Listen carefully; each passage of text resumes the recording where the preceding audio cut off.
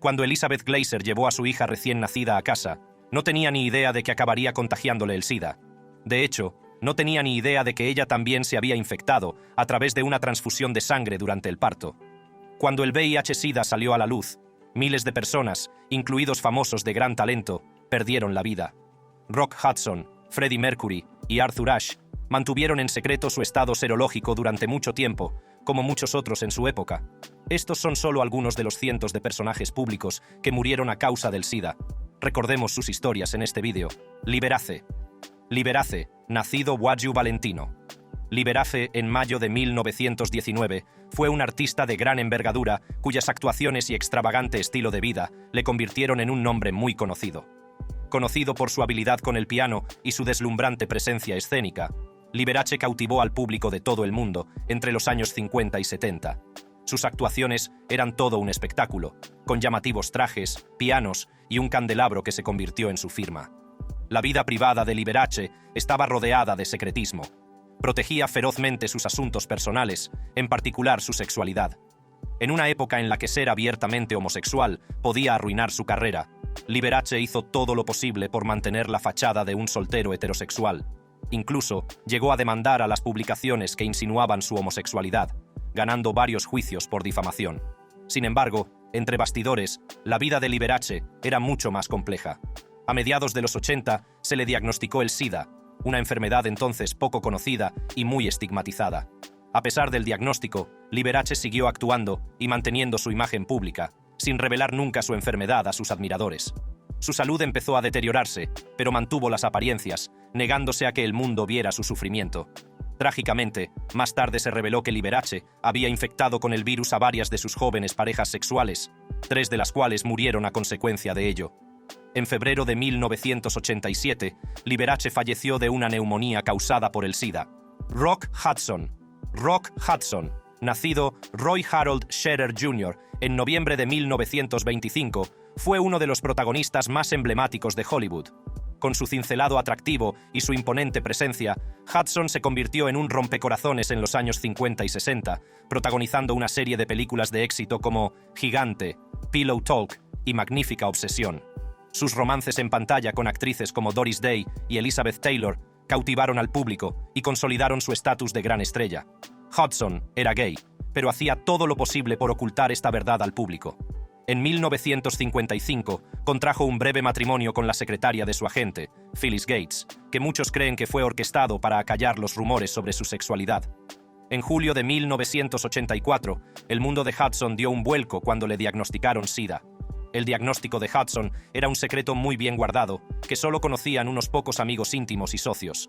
Sin embargo, a medida que su salud empezaba a deteriorarse, se hizo cada vez más difícil mantener oculta la verdad. Anunció públicamente que tenía SIDA. Los últimos meses de Hudson estuvieron marcados por un rápido deterioro de su salud. Buscó tratamiento en Francia, pero su estado siguió empeorando. El 2 de octubre de 1985, Rock Hudson falleció. Freddie Mercury. Freddie Mercury, nacido Farrokh Bulsara en septiembre de 1946, fue el líder de la legendaria banda de rock Queen. Conocido por su potente voz, su extravagante presencia escénica y su carisma, Mercury se convirtió en un icono del mundo de la música. Éxitos como Bohemian Rhapsody, We Are the Champions y Somebody to Love demostraron su talento y consolidaron su lugar en la historia del rock. Por desgracia, la vida privada de Mercury estuvo marcada por una lucha personal contra el VIH. A mediados de los 80, le diagnosticaron el virus, un hecho que ocultó al público e incluso a muchos de sus amigos más íntimos. A medida que su salud se deterioraba, las apariciones de Mercury eran cada vez más escasas. Los fans especulaban sobre su estado, pero él se mantenía hermético. No fue hasta el 23 de noviembre de 1991 cuando Mercury hizo pública una declaración en la que confirmaba que era portador del VIH y revelaba que tenía SIDA. El anuncio se produjo justo un día antes de su muerte, dejando al mundo conmocionado. El 24 de noviembre de 1991, Freddie Mercury falleció de una bronconeumonía relacionada con el SIDA. Tras su muerte, los compañeros y amigos de Mercury crearon la Fundación Mercury Phoenix, una organización benéfica dedicada a la lucha contra el VIH-Sida en todo el mundo. La fundación ha recaudado millones de libras para investigación, educación y servicios de apoyo, asegurando que el legado de Mercury se extienda más allá de su música. Anthony Perkins. Anthony Perkins, nacido en abril de 1932, fue un aclamado actor conocido sobre todo por su escalofriante interpretación de Norman Bates en el thriller clásico de Alfred Hitchcock, Psicosis. Con su encanto juvenil y sus intensas interpretaciones, Perkins cautivó al público y fue aclamado por la crítica a lo largo de su carrera. A finales de los 80, le diagnosticaron el VIH, un diagnóstico que decidió mantener en secreto, como la mayoría de los personajes públicos de la época. A pesar del diagnóstico, Perkins siguió trabajando en cine y teatro, demostrando una notable resistencia y dedicación a su oficio. Durante su lucha contra el VIH, Perkins se involucró en el proyecto Angel Food, una organización sin ánimo de lucro que proporciona comidas a personas con VIH-Sida confinadas en sus casas. A medida que su estado empeoraba, la salud de Perkins empezó a deteriorarse rápidamente. A pesar de su enfermedad, se mantuvo activo en su carrera, aceptando papeles en películas y programas de televisión. En septiembre de 1992, Anthony Perkins falleció a causa del SIDA. Estaba rodeado de su familia, que le proporcionó cariño y apoyo en sus últimos momentos. Arthur Ashe. Arthur Ashe, nacido en julio de 1943, fue una estrella del tenis pionera y humanitaria, cuyo impacto se extendió mucho más allá de la pista de tenis. Ashe rompió barreras al ser el primer afroamericano en ganar el Abierto de Estados Unidos en 1968 y Wimbledon en 1975. Su gracia, habilidad y deportividad le convirtieron en una figura muy querida en el mundo del deporte. En 1988, Ashe fue diagnosticado de VIH, un diagnóstico que probablemente contrajo por una transfusión de sangre durante una operación de corazón. Ashe decidió mantener su enfermedad en secreto, confiando solo en un pequeño círculo de familiares y amigos. A pesar de su diagnóstico, Ashe siguió trabajando incansablemente, tanto en el mundo del tenis como en sus esfuerzos humanitarios. En abril de 1992, un periódico amenazó con hacer pública su enfermedad, lo que obligó a Ashe a abordarla. En un acto de valentía, Ashe celebró una conferencia de prensa para anunciar su diagnóstico, lo que atrajo una atención sin precedentes sobre la enfermedad y desafió el estigma asociado a ella. Tras su anuncio público, Ashe se dedicó a concienciar y defender causas relacionadas con el VIH-Sida. Utilizó su plataforma para educar al público sobre la enfermedad, haciendo hincapié en la importancia de la compasión y la comprensión. El 6 de febrero de 1993, Arthur Ashe falleció a causa de una neumonía relacionada con el SIDA. Gia Karangi. Gia Karangi, nacida en enero de 1960, fue una supermodelo. Su impactante belleza y su espíritu rebelde la convirtieron en un icono de la industria de la moda. Considerada a menudo la primera supermodelo del mundo, la carrera de Gia se disparó a finales de los 70 y principios de los 80. Apareció en las portadas de las principales revistas de moda y trabajó con los mejores fotógrafos, convirtiéndose en musa de los diseñadores y favorita en las pasarelas. El ascenso a la fama de Gia fue meteórico, pero su vida se vio empañada por una batalla contra la drogadicción. Empezó a consumir drogas en su adolescencia y su adicción fue en aumento a medida que despegaba su carrera de modelo. A pesar de su éxito, el consumo de drogas de Gia se hizo cada vez más problemático, lo que le llevó a tener un comportamiento errático y a perderse sesiones fotográficas. Su otrora prometedora carrera empezó a desmoronarse a medida que su adicción se afianzaba y se vio apartada del mundo de la moda que antes la había acogido. En diciembre de 1985 le diagnosticaron SIDA, un golpe devastador. Su diagnóstico supuso uno de los primeros casos de gran repercusión de una mujer que sucumbía a la enfermedad y puso de manifiesto el alcance de la epidemia más allá de la comunidad gay. La salud de Gia empeoró rápidamente y tuvo que enfrentarse a la dura realidad de su enfermedad con escaso apoyo de la industria. A pesar de los esfuerzos de los profesionales médicos, el estado de salud de Gia empeoró y sucumbió al SIDA el 18 de noviembre de 1986. Solo tenía 26 años en el momento de su muerte. Elizabeth Glaser. Elizabeth Glaser, nacida en noviembre de 1947, fue una incansable defensora de la investigación y el apoyo al VIH-Sida pediátrico. Su camino hacia el activismo comenzó en circunstancias trágicas que cambiarían para siempre su vida y la de su familia. En 1981, mientras daba a luz a su hija Ariel, Elizabeth contrajo el VIH por una transfusión de sangre. Sin saberlo, transmitió el virus a su hija recién nacida a través de la lactancia materna y más tarde a su hijo Jake en el útero. El impacto del VIH en la familia de Elizabeth fue devastador. En 1984, Ariel empezó a mostrar síntomas de la enfermedad, y fue entonces cuando Elizabeth y su marido, el actor Paul Michael Glaser, descubrieron la horrible verdad. A Ariel le diagnosticaron SIDA, y las pruebas posteriores revelaron que tanto Elizabeth como Jake también eran seropositivos. El diagnóstico fue un golpe demoledor, pero Elizabeth se negó a dejar que la desesperación la consumiera. En lugar de ello, canalizó su dolor y su miedo en una poderosa fuerza de cambio. Decidida a luchar por la vida de sus hijos y por la de otros afectados por la enfermedad, Elizabeth cofundó en 1988 la Pediatric AIDS Foundation, que más tarde pasó a llamarse Elizabeth Glaser Pediatric AIDS Foundation. La misión de la fundación era concienciar, financiar la investigación y abogar por políticas de prevención y tratamiento del VIH-Sida pediátrico. A pesar de sus incansables esfuerzos, Elizabeth se enfrentó a la desgarradora pérdida de su hija Ariel, que falleció por complicaciones relacionadas con el SIDA en 1988. El 3 de diciembre de 1994, Elizabeth Glaser falleció. Perry Ellis. Perry Ellis, nacido en marzo de 1940, fue un visionario diseñador de moda cuyo innovador enfoque de la ropa deportiva americana revolucionó la industria. Conocido por sus líneas limpias y su elegancia desenfadada, Ellis creó diseños que eran a la vez elegantes y prácticos. Su trabajo le valió numerosos elogios y un gran número de seguidores, lo que le convirtió en uno de los diseñadores más influyentes de su época. La carrera de Ellis en el mundo de la moda comenzó en los años 70, cuando lanzó su primera línea de ropa deportiva femenina bajo la marca Portfolio. Sus diseños fueron un éxito inmediato, alabados por su estética fresca y contemporánea. En 1978 fundó Perry Ellis International, ampliando su marca para incluir ropa de hombre, accesorios y fragancias. En 1985 se le diagnosticó el VIH. Ellis optó por mantener su enfermedad en secreto, sin dejar de trabajar. Trágicamente, la salud de Perry Ellis empezó a deteriorarse rápidamente tras el diagnóstico. A pesar de sus esfuerzos por seguir trabajando, los efectos de la enfermedad le pasaron factura. El 30 de mayo de 1986, Perry Ellis falleció. Perry Ellis International continúa prosperando, llevando adelante su visión y su compromiso con la innovación. Robert Reed. Robert Reed, nacido John Robert Reeds Jr. en octubre de 1932, fue un versátil actor conocido, sobre todo por su emblemático papel de Mike Brady en la entrañable serie de televisión La tribu de los Brady.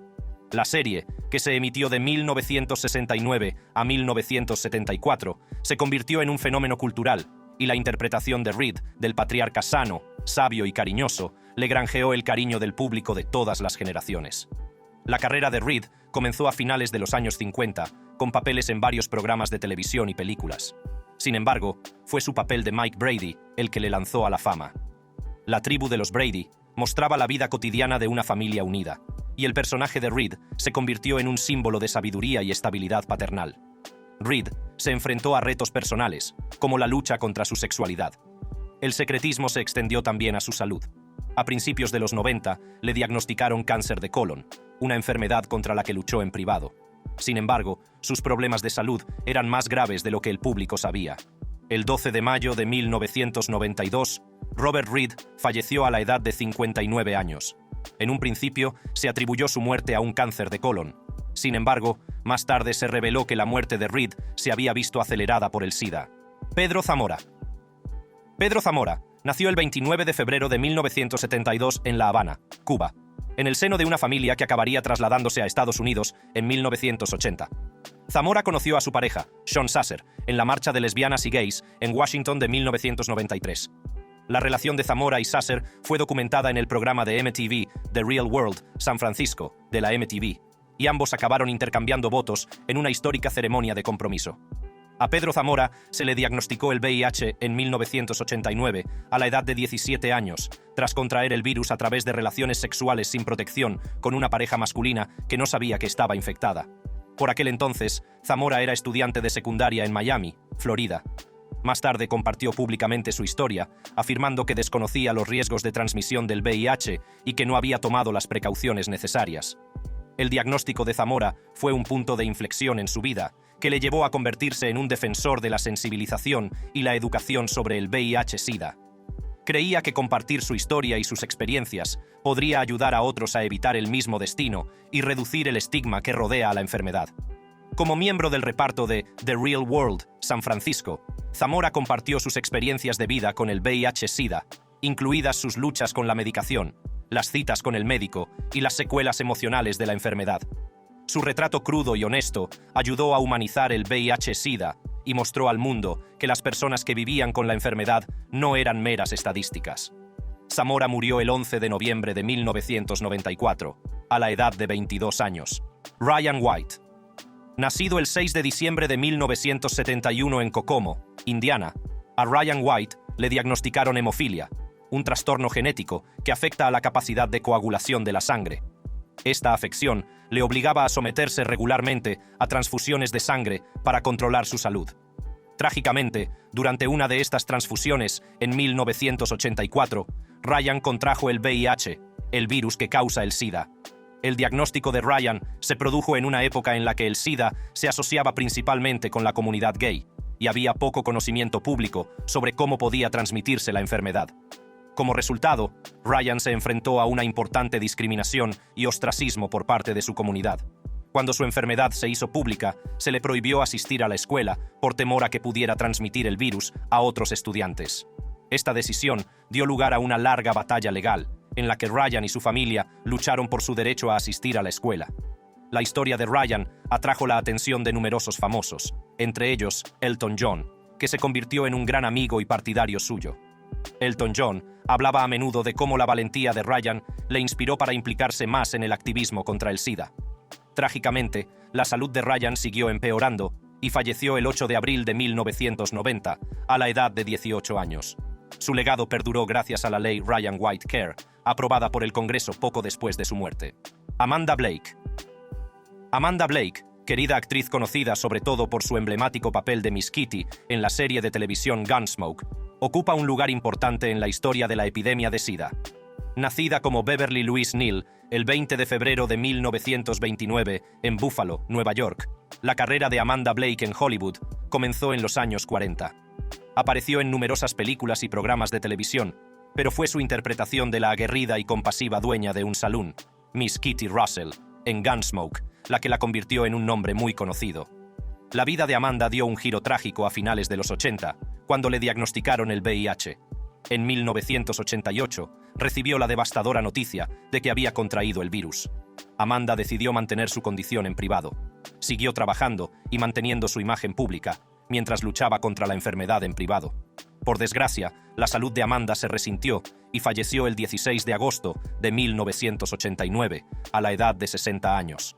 Su muerte se atribuyó a complicaciones relacionadas con el SIDA, lo que la convirtió en una de las primeras actrices conocidas en sucumbir a la enfermedad. Uno de los esfuerzos más notables para honrar el legado de Amanda fue la creación del refugio de vida silvestre Amanda Blake Memorial. Amanda era una apasionada amante de los animales y defensora de la conservación de la fauna salvaje. El refugio, situado en Herald, California, se creó para proporcionar un santuario a los animales salvajes y continuar la labor de Amanda en la promoción del bienestar animal. Rudolf Nureyev. Rudolf Nureyev, uno de los bailarines de ballet más célebres del siglo XX, tuvo una vida marcada por un talento extraordinario, el desafío y, en última instancia, la tragedia. Nacido el 17 de marzo de 1938 en Irkutsk, Rusia, el camino de Nureyev hacia el estrellato comenzó a una edad temprana. Su pasión por la danza se hizo patente muy pronto y se entrenó rigurosamente para perfeccionar su arte. En 1961, durante una gira por París con el Ballet Kirov, Nureyev tomó la audaz decisión de desertar de la Unión Soviética en busca de libertad artística y mayores oportunidades en Occidente. La carrera de Nureyev floreció en Occidente, donde actuó con prestigiosas compañías como el Royal Ballet de Londres y el Ballet de la Ópera de París. Su asociación con la bailarina británica Margot Fonteyn se hizo legendaria y juntos cautivaron al público de todo el mundo. En 1984, a Nureyev le diagnosticaron el VIH, un diagnóstico que prefirió mantener en secreto por temor a su repercusión en su carrera. Nureyev temía que la revelación de su enfermedad provocara discriminación y pusiera en peligro sus oportunidades profesionales. A pesar del diagnóstico, Nureyev siguió actuando, llevando su cuerpo al límite y manteniendo su riguroso calendario. A medida que su salud empezó a deteriorarse, las actuaciones de Nureyev fueron cada vez menos frecuentes, pero su pasión por la danza nunca decayó. Trágicamente, Rudolf Nureyev falleció el 6 de enero de 1993, a la edad de 54 años. Steve Rubel, Steve Rubel, el carismático copropietario de la legendaria discoteca neoyorquina Studio 54, fue una figura decisiva en la vida nocturna de los años 70 y principios de los 80. Nacido el 2 de diciembre de 1943 en Brooklyn, Nueva York, Rubel comenzó su carrera con Ian Schrager. Juntos abrieron Studio 54 en 1977, un club nocturno que se convertiría en sinónimo de la era disco y símbolo del exceso hedonista. Studio 54 era algo más que un club nocturno, era un fenómeno cultural. Situado en un antiguo teatro de la ópera de la calle 54 Oeste, el club atraía a todo tipo de famosos, artistas y miembros de la alta sociedad. Una noche cualquiera, Andy Warhol, Bianca Jagger, Liza Minnelli y Mick Jagger bailaban bajo la emblemática bola de discoteca de espejos. En 1979, Rubel y Schrager fueron detenidos y acusados de evasión fiscal. Se les acusó de sustraer millones de dólares de los ingresos del club. Como consecuencia de la batalla legal, ambos fueron condenados a penas de prisión, y Studio 54 acabó vendiéndose. En 1985, Rubel fue diagnosticado de VIH, un diagnóstico que decidió mantener en secreto. Finalmente, falleció el 25 de julio de 1989. Tom Fogerty. Tom Fogerty, el talentoso músico y guitarrista rítmico de la legendaria banda de rock Creedence Clearwater Revival, dejó una huella inolvidable en la industria musical. Nacido el 9 de noviembre de 1941 en Berkeley, California, Tom creció en una familia de músicos junto a su hermano menor, John Fogerty. Los hermanos compartieron la pasión por la música desde una edad temprana, y su colaboración acabaría dando lugar a la formación de una de las bandas más emblemáticas de los años 60 y 70. Creedence Clearwater Revival, a menudo abreviada como CCR, se formó en 1967 y rápidamente saltó a la fama con su mezcla única de rock, blues y música country. La firme guitarra rítmica de Tom Fogerty constituía la columna vertebral del inconfundible sonido de la banda, mientras que la potente voz y la guitarra solista de John Fogerty ocupaban el centro del escenario. A finales de los 80, la vida de Tom Fogerty dio un giro trágico cuando contrajo el VIH a través de una transfusión de sangre. Tom mantuvo su diagnóstico en secreto. A pesar del deterioro de su salud, Tom siguió trabajando en su música. Trágicamente, falleció el 6 de septiembre de 1990, a la edad de 48 años, debido a complicaciones relacionadas con el SIDA. Keith Haring. Keith Haring, artista de renombre y activista social, era conocido por su arte vibrante e impactante. Nacido el 4 de mayo de 1958 en Reading, Pensilvania, la pasión de Haring por el arte se hizo evidente desde muy joven. Se trasladó a Nueva York en 1978 para asistir a la Escuela de Artes Visuales, donde se sumergió en la próspera escena artística del centro de la ciudad. Haring se ganó rápidamente el reconocimiento por su estilo distintivo, caracterizado por líneas atrevidas, colores brillantes y figuras dinámicas.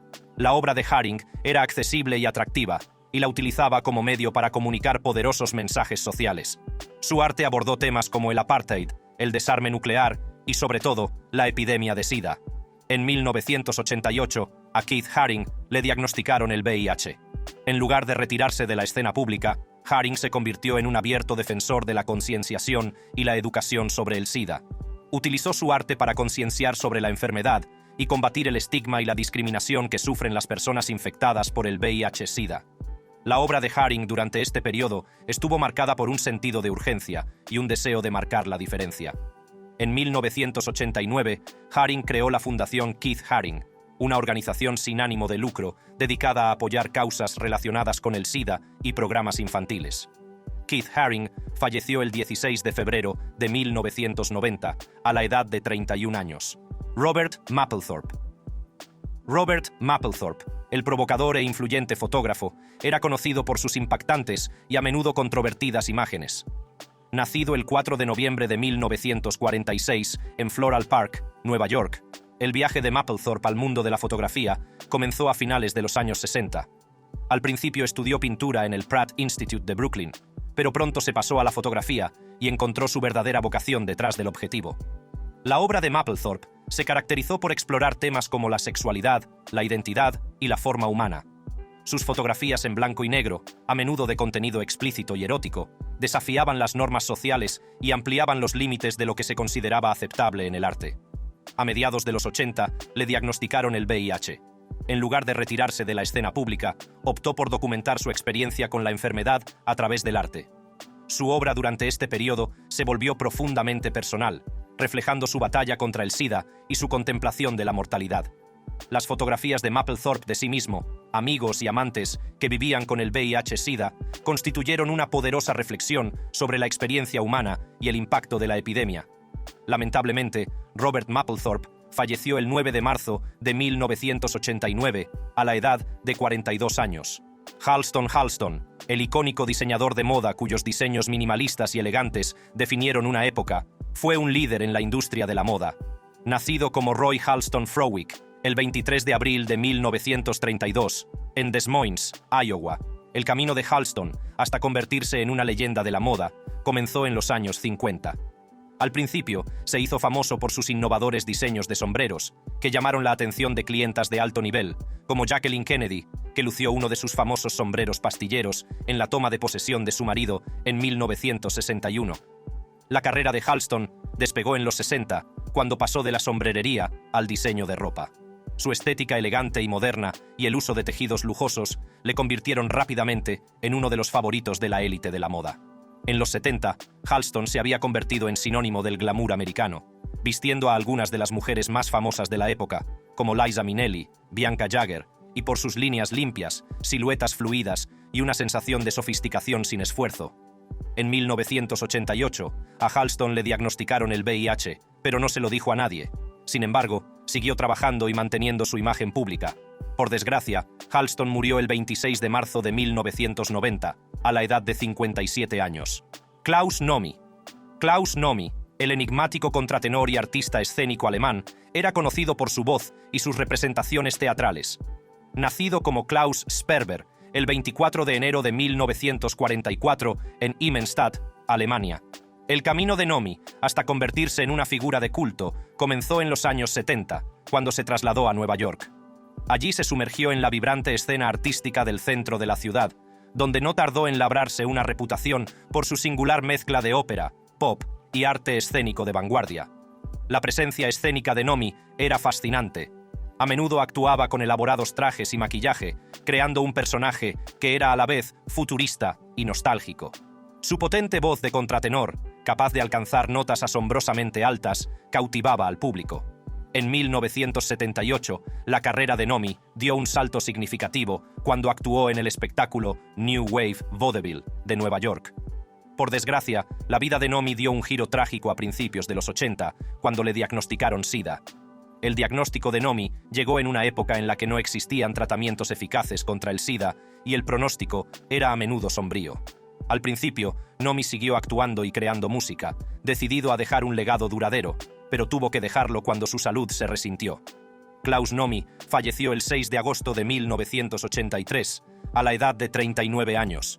Eazy-E, nacido Eric Lynn Wright, el 7 de septiembre de 1964, en Compton, California, fue una figura pionera en el mundo del hip hop y miembro fundador del innovador grupo de rap NWA.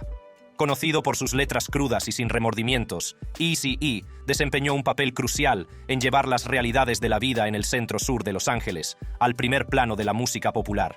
Sus contribuciones al género ayudaron a dar forma al sonido y la dirección del rap gangsta, convirtiéndole en una figura influyente y controvertida de la industria musical.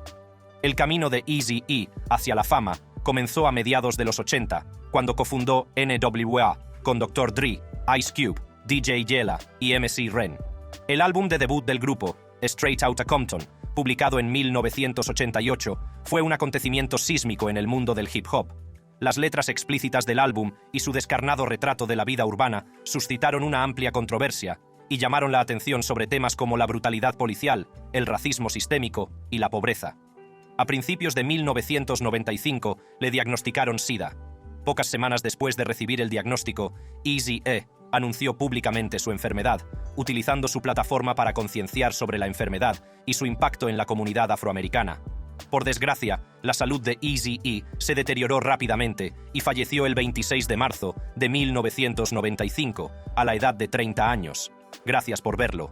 Echa un vistazo al siguiente vídeo interesante.